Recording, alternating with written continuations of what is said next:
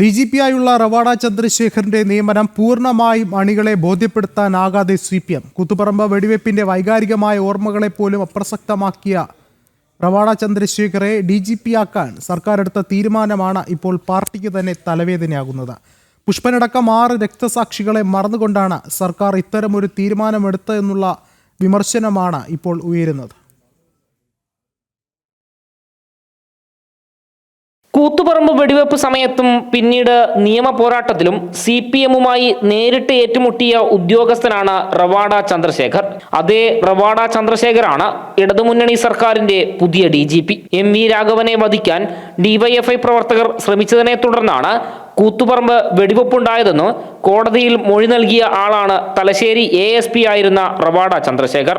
അന്ന് പാർട്ടി കുറ്റക്കാരനാണെന്ന് ആരോപിച്ച അതേ വ്യക്തി തന്നെ DGP ആയപ്പോൾ CPM കൂത്തുപറമ്പ് രക്തസാക്ഷികളെ തന്നെ മറക്കുകയാണോ എന്ന ചോദ്യമാണ് ഉയരുന്നത്.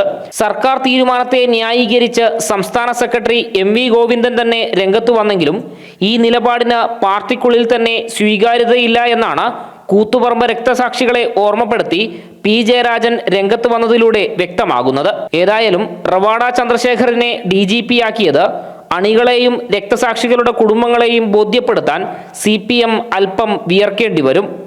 ജനം, കണ്ണൂർ.